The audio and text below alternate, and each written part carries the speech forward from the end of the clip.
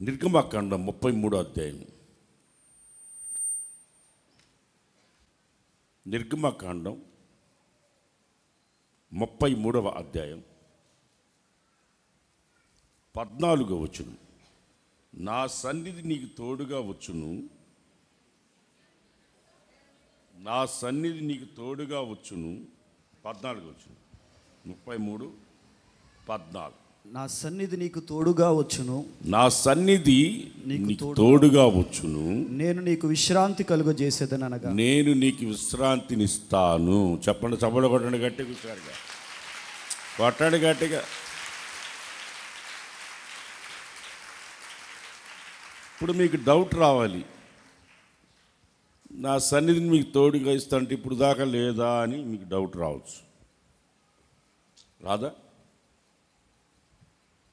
నా సన్నిధిని మీ తోడుగా ఉంచుతానంటే,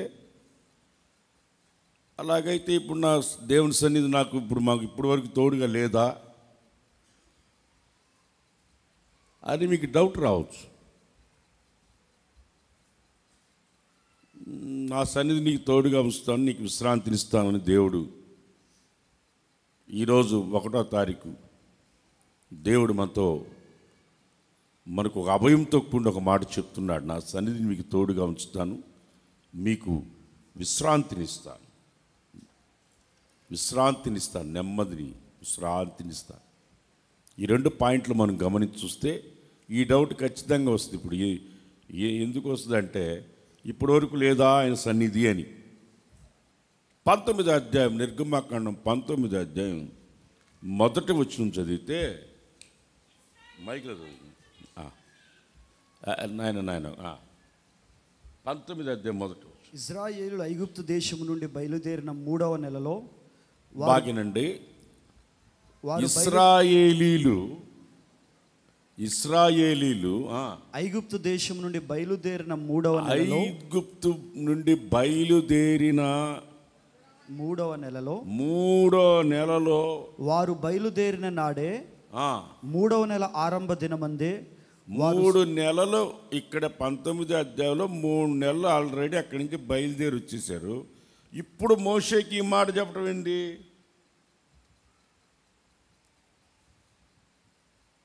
ఆల్రెడీ 3 నెలలు దాటి వచ్చేసారు. ఇప్పుడుకి ఆడ నుంచి దాటి వచ్చేసారు. ఐగుప్తులో నుంచి 3 నెలలు ప్రయాణం కూడా అయిపోయింది అప్పటికి.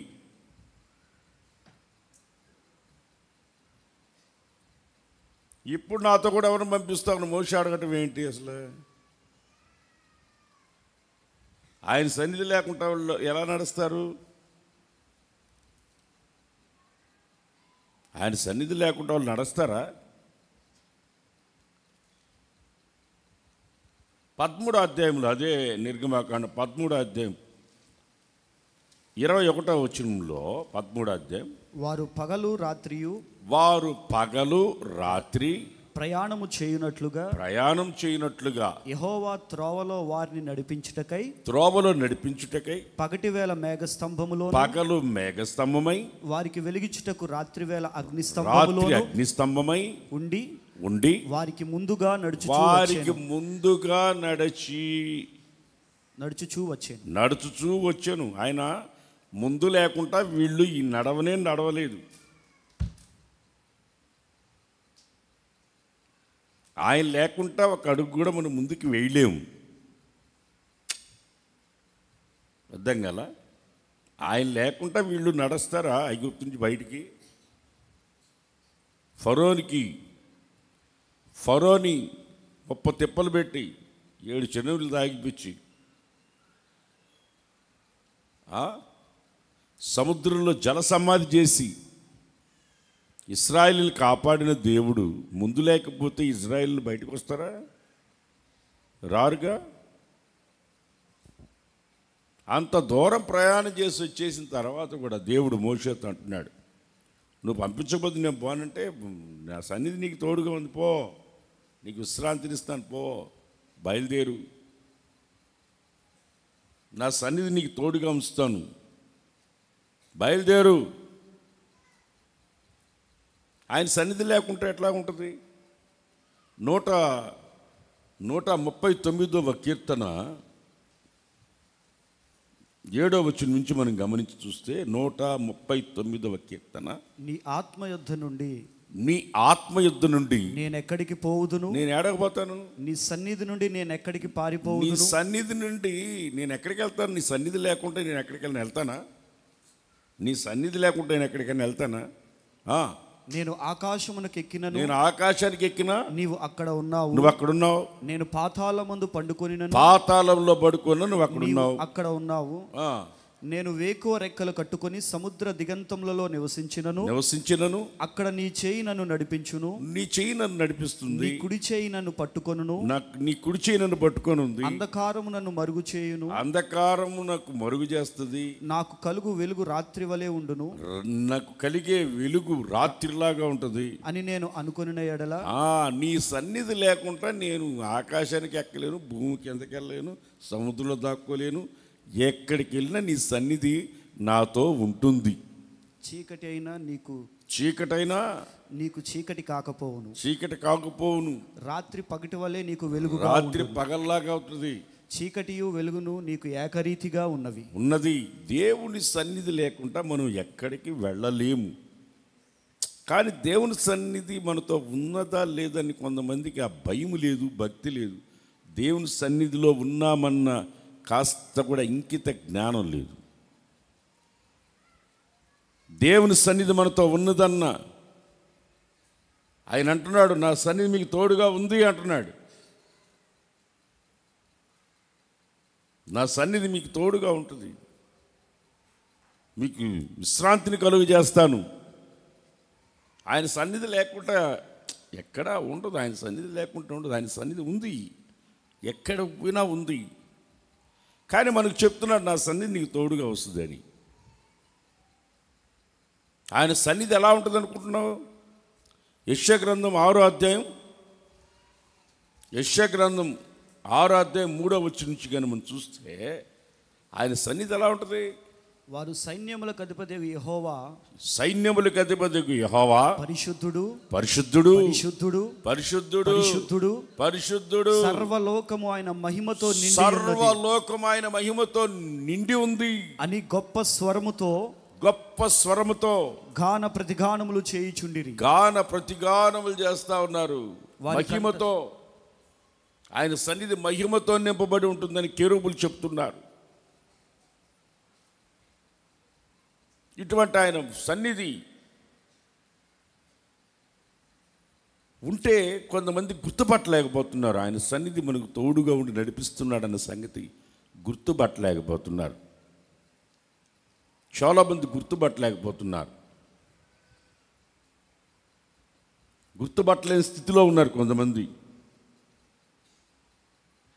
ఎవరో సంగతి ఎందుకు, యాకోబుని గురించి మనం ఆదికాండంలో 28వ అధ్యాయం 16వ వచనం నుంచి మనం చూస్తే యాకోబు అంటాడు, అయ్యో నేను పడుకోని స్థలం చాలా భయంకరమైన స్థలం.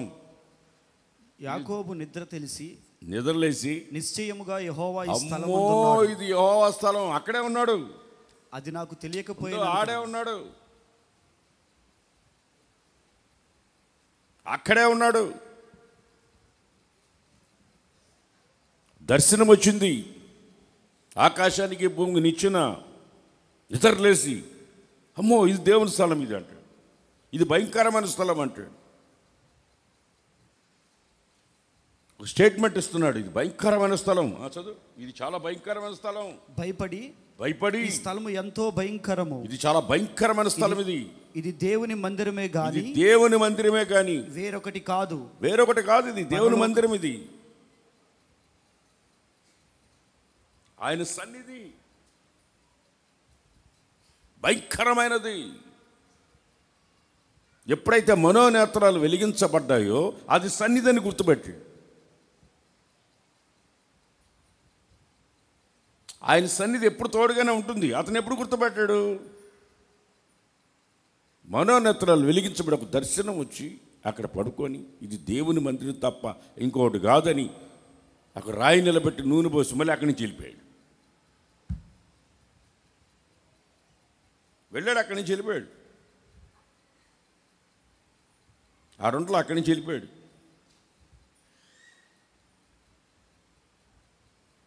అక్కడ ఉండకుండా వెళ్ళిపోయాడు. అయినా అతనికి దర్శనం రావడానికి ఒక కారణం ఉంది. అదేంటంటే అతనికి దర్శనం రావడానికి కారణం 7వ వచనం చదవండి, 28:7 చదవండి. యాకోబు తన తల్లిదండ్రుల మాట విని అందరు చెప్పండి పెద్దగా. యాకోబు తన తల్లిదండ్రుల మాట విని. కళ్ళు మూసుకుపోయేది ఎవరికంటే తల్లిదండ్రుల మాట విన్నోళ్ళకి. ఉన్నా అది దేవుని మందిరం అని తెలియదు, ఆ స్థలం తెలియదు. ఇతడు తల్లిదండ్రుల మాట విన్నవాడు. విని అక్కడికి వెళ్ళాడు. వెళ్తుండేటప్పుడు దర్శనం వచ్చింది.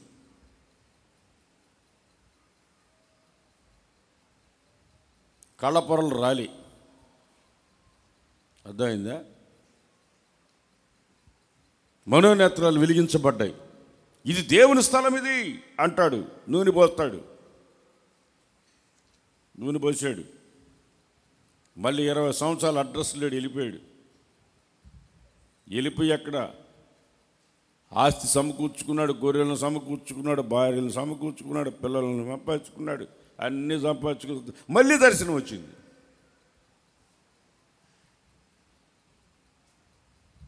ఇప్పుడు పోయి నేను మందిరం కడతాను, మళ్ళీ తిరిగి వస్తున్నాడు. దేవుని సన్నిధిని అతనికి చూపించి మరి, దర్శనంతో చూపించి మరి ఆయన సన్నిధిని అతనికి చూపించాడు దేవుడు. ఆయన నీ ముందు నడుస్తున్నాడా? నీ కళ్ళ పొరలు రాలేయా? నువ్వు ఆయన సన్నిధిని అనుభవిస్తున్నావా? ఏదో వాడుగ్గా వేడుగ్గా వచ్చి వెళ్తున్నావా? ఆయన సన్నిధిని అనుభవిస్తున్నావా? నువ్వు ఎక్కడున్నా సరే ఆయన సన్నిధి నీకు తోడుగా ఉండును గాక. ఆమేన్. దేవునికి స్తోత్రం కలుగును గాక. నువ్వు ఎక్కడున్నా ఆయన సన్నిధి నీకు తోడుగా ఉండును గాక. నెమ్మది విశ్రాంతిని కలుగు చేస్తాడు. ప్రయాసపడి పాపభారం మోసుకుంటున్న సమస్త జనులారా నా యొద్దకు రండి, నేను మీకు విశ్రాంతిని కలుగు చేస్తాను. ఎక్కడికి వెళ్ళినా మీకు ఆ విశ్రాంతి దొరక్కపోవచ్చు, ఆయన సన్నిధిలో మీకు దొరుకుతుంది. అక్కడే ఉన్నాడు, అక్కడే పడుకున్నాడు. లేచి భయపడి ఇది దేవుని స్థలం అన్నాడు. కొంతమందికి మనోనేత్రాలు వెలిగించేంత వరకు దేవుని సన్నిధి వాళ్ళతో ఉన్నదన్న సంగతి గుర్తుపట్టారు. 3 నెలలు వచ్చారు అక్కడి నుంచి. ఇప్పుడు దేవుని సన్నిధి నాకు కావాలని అడుగుతున్నాడు. ఇక్కడ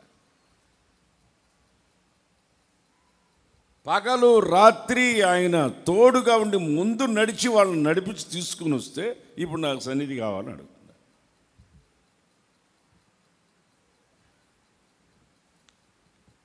ప్రైజ్ లార్డ్.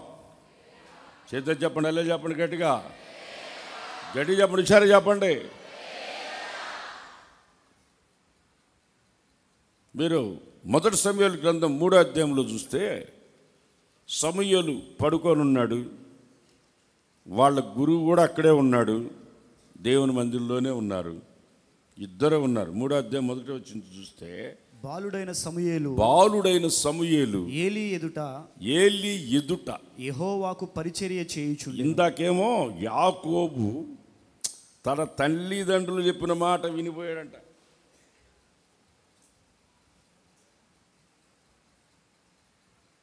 మీరు గుర్తుపెట్టుకోవాలి, ఆ పాయింట్ని నోట్ చేసుకోవాలి. అది చదివినప్పుడు మీరు దాన్ని చదువుకుంటూ వెళ్ళిపోతారు, కానీ అక్కడే ఉంది, ఆ పాయింట్లోనే ఉంది అసలు మన జీవితాలకు ఆశీర్వాదం. ఇక్కడేమో ఏలీ ఎదుట యెహోవాకు పరిచర్య చేస్తున్నాడంట. ఏలీ ఎదుట యెహోవాకి పరిచర్య చేస్తూ ఉంటే ఆ దినములలో యెహోవా వాక్కు ప్రత్యక్షమగుట అరుదుగా దేవుని స్వరం వినబడుతుంది, పలకరిస్తున్నాడు దేవుడు. అలాంటి అరుదుగా వినబడుతున్న సమయములో తరచుగా తటస్థించుట లేదు. ఆ కాలమందు ఏలీ కన్నులు మందదృష్టి గలవాడైనందున ఆ కాలమందు ఏలి కన్నుల మందదృష్టి గలవాడైనందున అతడు చూడలేక తన స్థలమందు పండుకొని ఉండగాను దీపము ఆరిపోక మునుపు దీపము ఆరిపోక ముందే సమూయేలు దేవుని మందస్సమున్న యెహోవా మందిరములో పండుకొని ఉండగా యెహోవా సమూయేలును పిలిచి సమూయేలు అక్కడే ఉన్నారు సన్నిధిలో అందరూ. దేవుని సన్నిధి నాకు తోడుగా ఉండాలా, దేవుని సన్నిధిలో నేను ఉన్నాను అనుకుంటుంటారు. సమూయేలుతో మాట్లాడుతున్నాడు.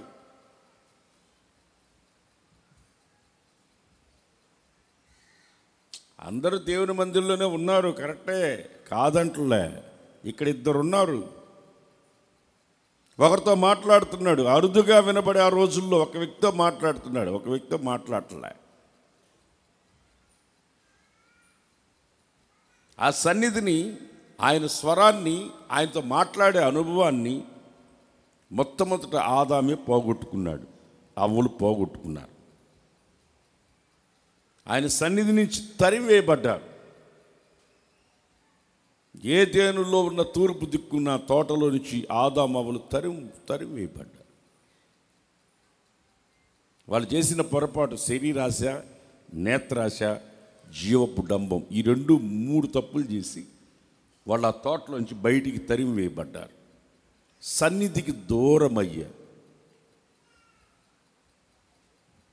ఆయన వచ్చి వాళ్ళతో మాట్లాడే అనుభవాన్ని పోగొట్టుకున్నారు. చల్లపూట వాళ్ళతో కూడా కలిసి ఆయనతో సంచరించే అనుభవాన్ని పోగొట్టుకున్నారు. మీరు దేవుని సన్నిధిలో ఉన్నారు, దేవుడు సన్నిధిని మీరు అనుభవిస్తున్నారా? ఆనందిస్తున్నారా? పరవశిస్తున్నారా? సంతోషిస్తున్నారా? ఆయనలో ఆనందిస్తూ, ఆయనలో లీనమైపోతూ ఆయన మీతో మాట్లాడుతున్నాడా?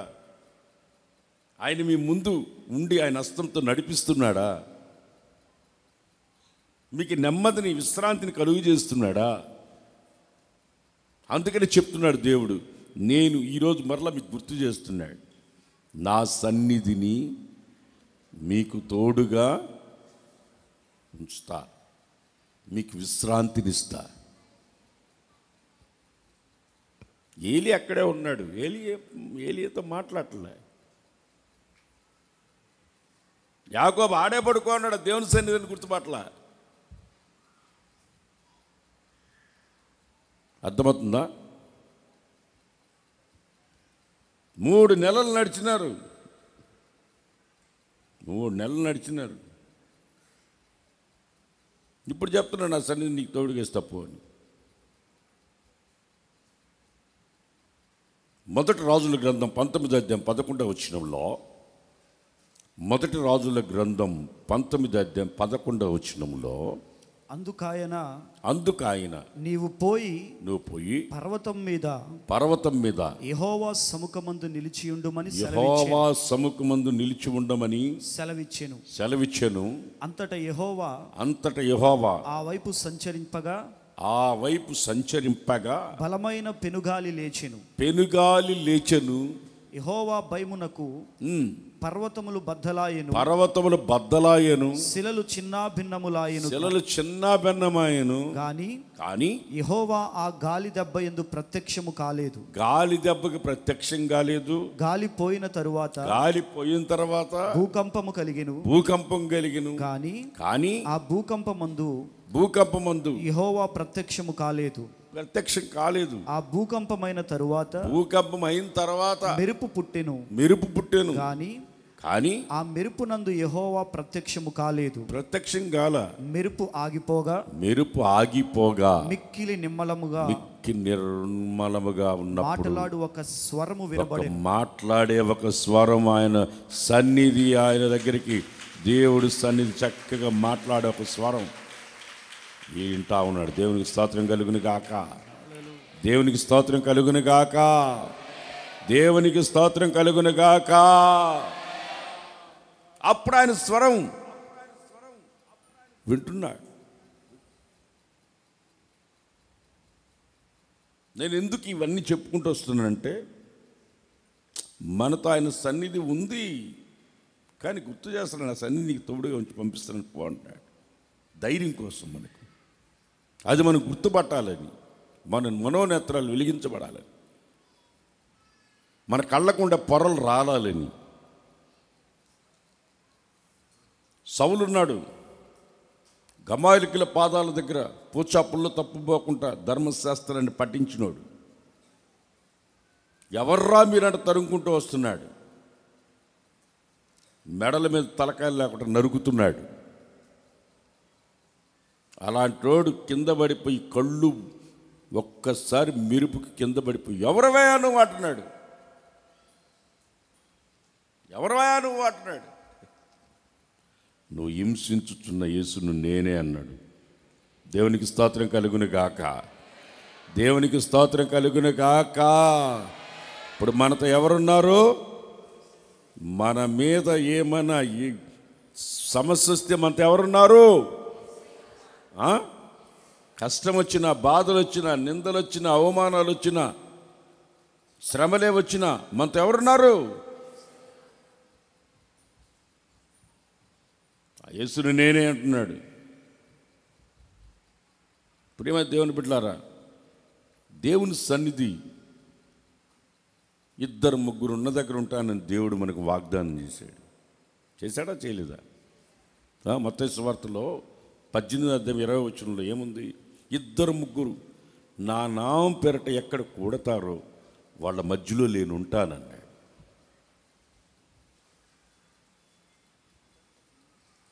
ఇప్పుడు ఎంతోమంది మనకు ఇప్పటి వరకు ఎన్నో వాళ్ళు సమస్యలన్నీ చెప్పారు.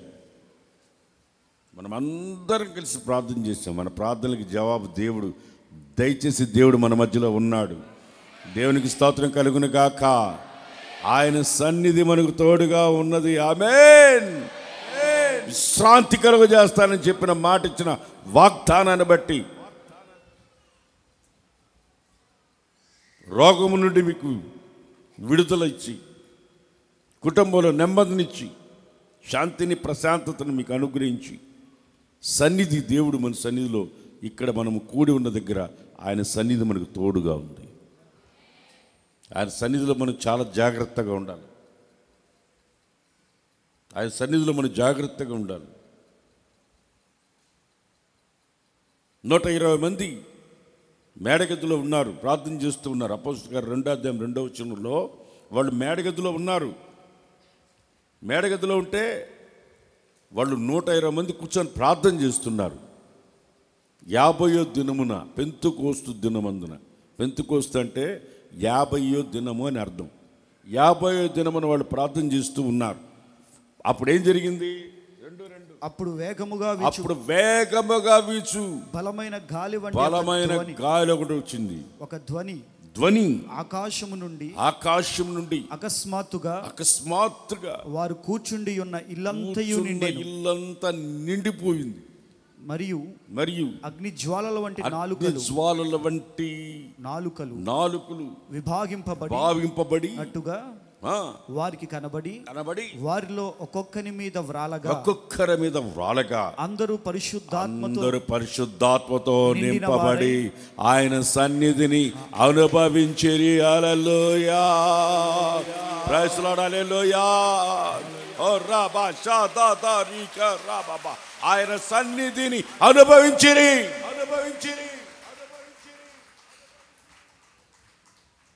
ఎప్పుడైతే పైనుండి ఆ బలమైన గాలి దిగొచ్చిందో ఒక్కొక్కరు పరిశుద్ధాత్మతో నింపబడి ఆయన సన్నిధిని అనుభవించారు.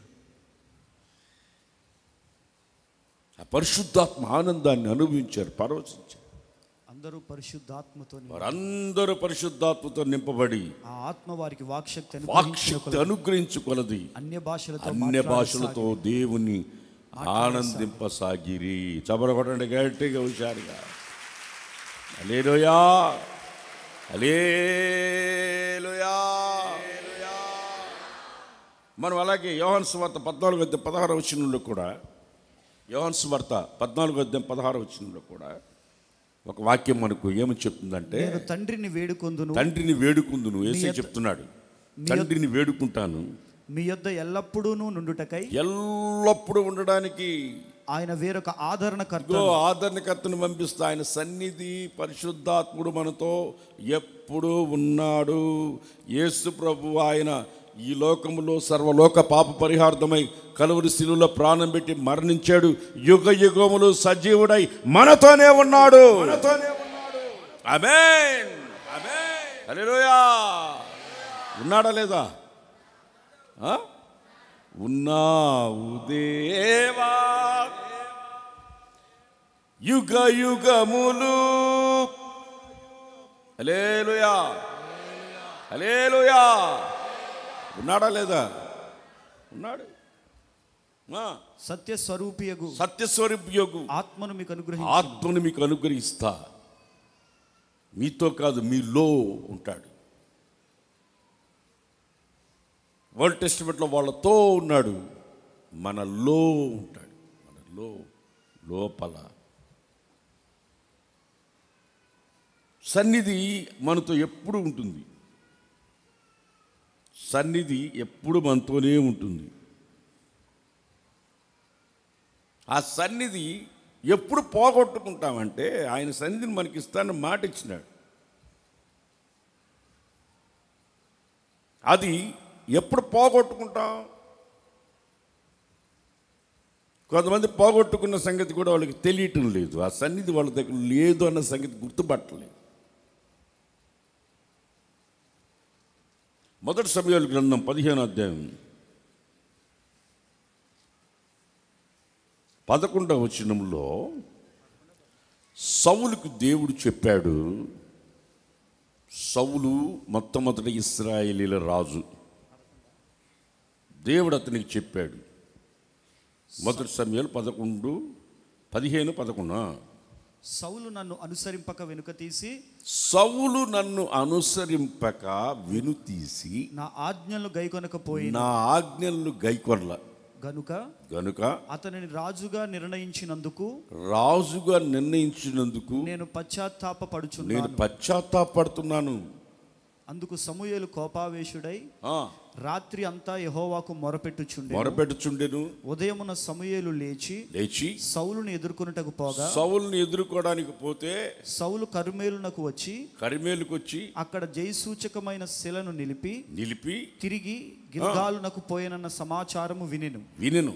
తరువాత అతడు సౌలు నొద్దకు రాగా సౌలు యెహోవా వలన నీకు ఆశీర్వాదము కలుగును గాక, యెహోవా ఆజ్ఞను నేను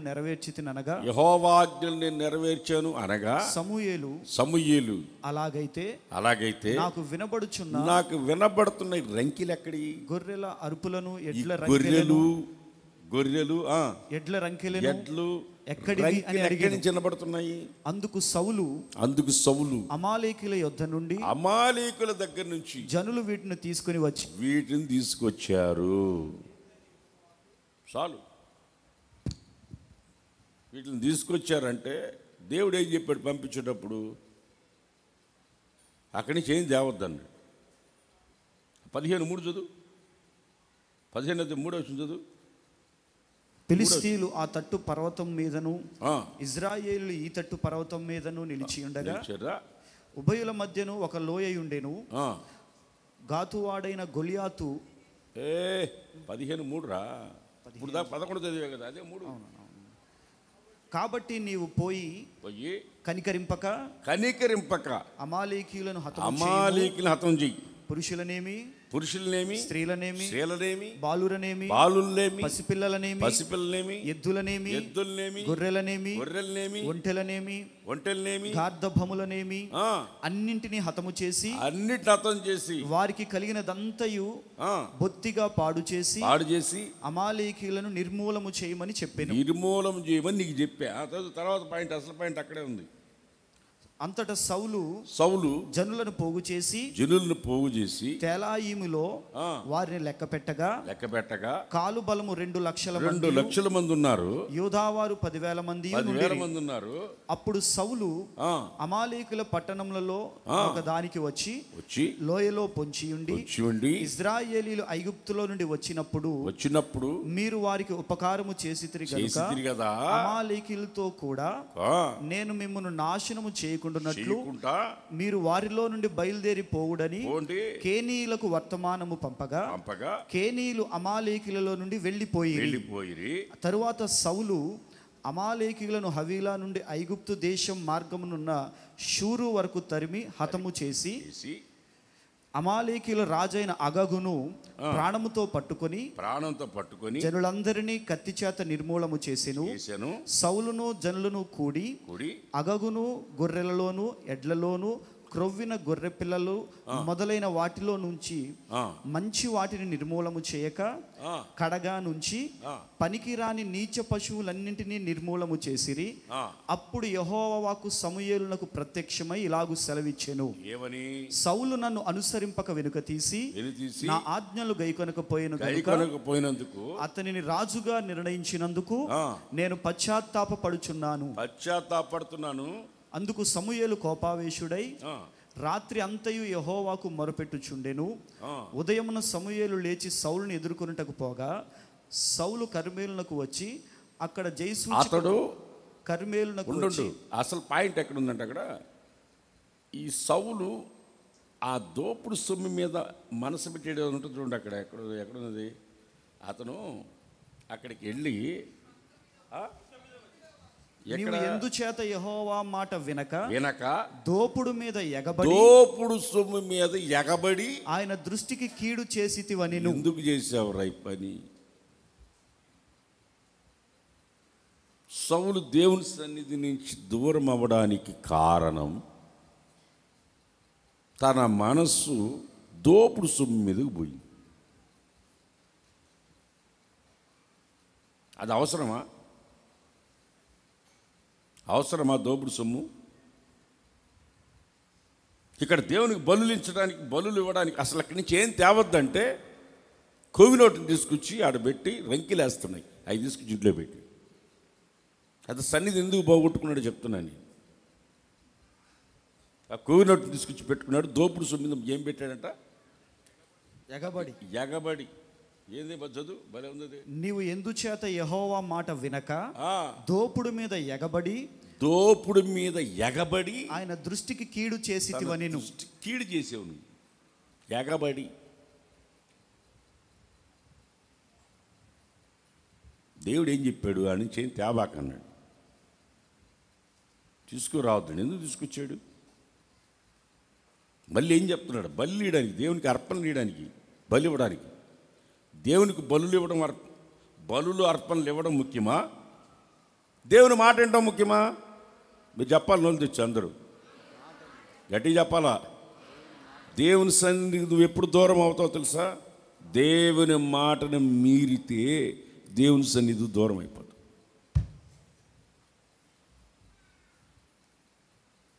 దేవుని సన్నిధి మన అందరికి తోడుగా ఉంది. ఎప్పుడు దూరం అయింది? రాజును చంప అన్నాడు. అక్కడున్న వాళ్ళని చంపేయమన్నాడు. అక్కడి నుంచి ఏం తేవద్దన్నాడు. వాటి మీద మనసు ఎందుకు పెట్టాడు? ఆ దోపుడు సొమ్ము మీద.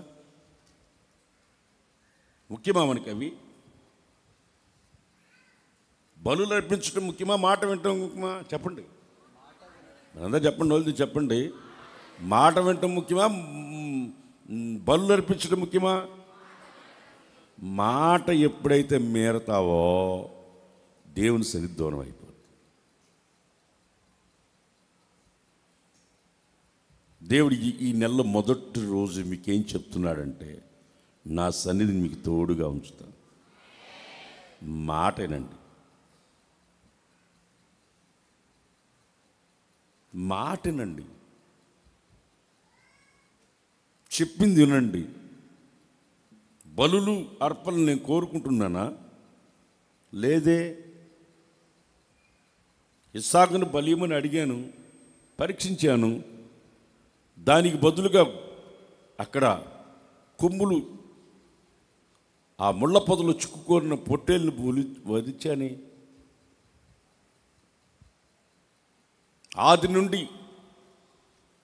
ఆది నుండి మనకు కనబడకుండా బలి అవుతూ వస్తున్నా. ఆనాడు ఐగుప్తులో వాళ్ళందరూ అర్పణ చేసుకుని దానికి రక్తం పూసి రక్షించబడ్డారే, ఆ వధించబడిన గొర్రె ప్రభువైన యేసుక్రీస్తు. ఇస్సాకు బదులుగా వధించబడింది యేసు ప్రభువే. సిలువలో ప్రత్యక్షమై ఆయన శరీరధారిగా బలైంది ఆయనే కదా. ఆయనే మన కొరకు బలి అవుతుంటే వాటి కొరకు తీసుకొని వచ్చి మాటను పక్కన పెట్టి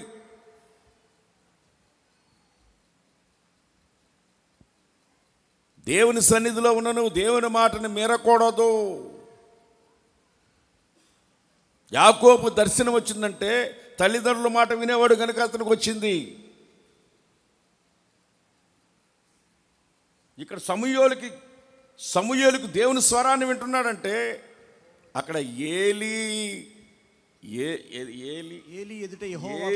ఎదుట దేవునికి పరిచర్య చేస్తున్నాడు గనుక వచ్చింది.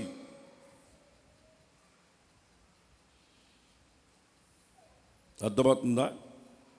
ఇక్కడ కూడా సౌలు వచ్చి సౌలుని అడిగినప్పుడు, దైవసేవకుడు వచ్చి అడిగినప్పుడు దేవుడి కొరకు తెచ్చానంటున్నాడు. మీ మీ మీ దేవుడు అంటాడు. మీ దేవుడా? మీ దేవుడు అంటాడు. ఆయన దేవుడు కాదు, ఆయన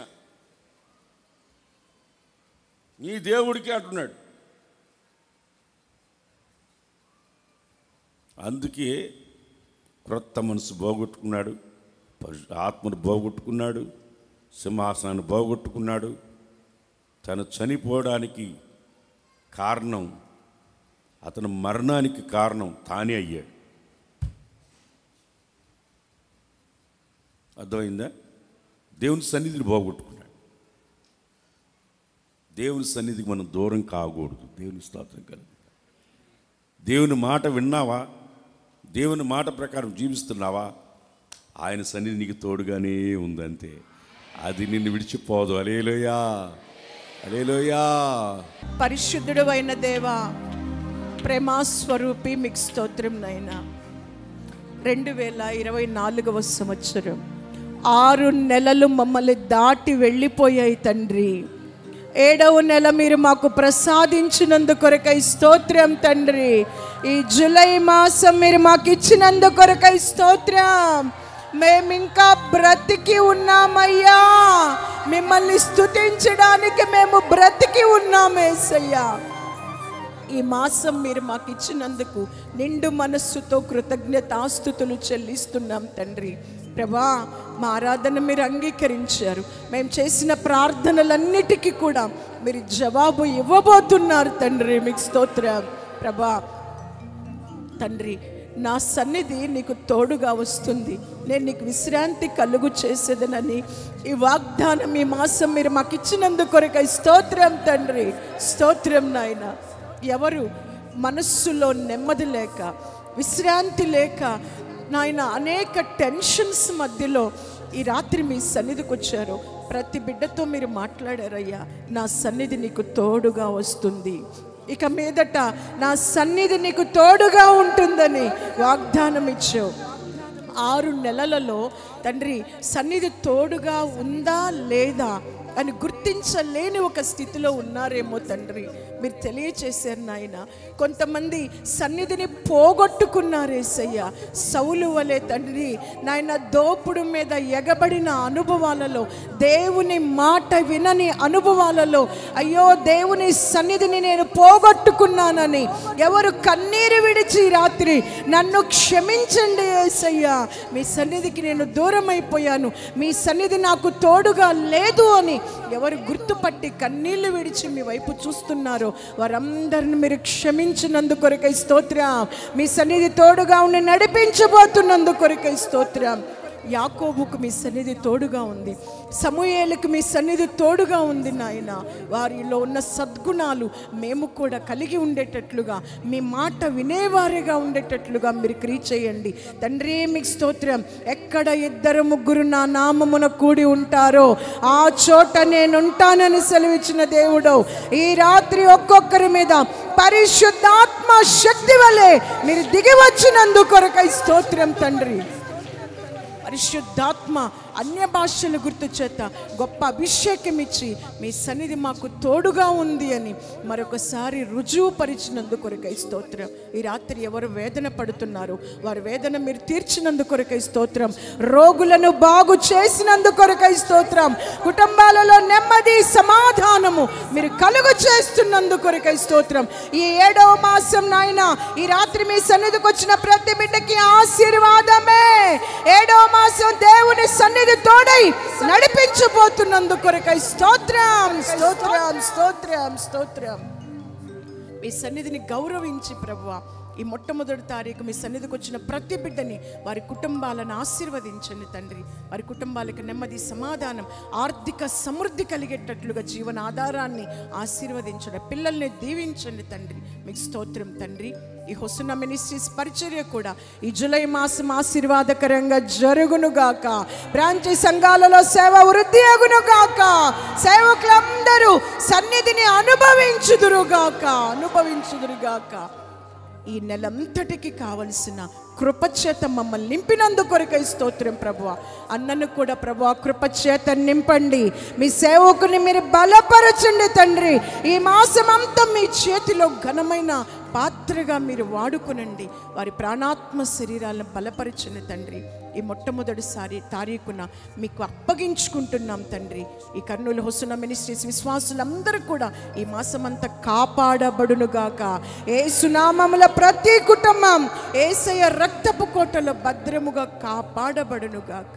అన్ని కోణాల్లో మీ బిడ్డలను ఆశీర్వదించి దీవించమని ఈ వాగ్దాన సందేశ కూడిక ఆద్యంతం ఆశీర్వాదకరంగా జరిగించినందుకు కొరకై స్తోత్రములు చెల్లిస్తూ మీ రహస్య రాకడ కొరకు మమ్మల్ని అందరినీ సిద్ధపరచమని యేసుక్రీస్తు నామములో అడిగి వేడుకొంచున్నాం తండ్రి. ఆమేన్. 2 చేతులెత్తి స్తోత్రం చెప్దాం అందరం. స్తోత్రం స్తోత్రం స్తోత్రం. మన పునరుద్ధాండైన ప్రభువు యేసుక్రీస్తు కృప, తండ్రి దేవుని ప్రేమ, పరిశుద్ధాత్మని సహవాసము సన్నిధి మనకును సర్వలోకములో ఉన్న పరిశుద్ధులకి సదాకాలమైన కృపతోడైంది నడిపించునుగాక.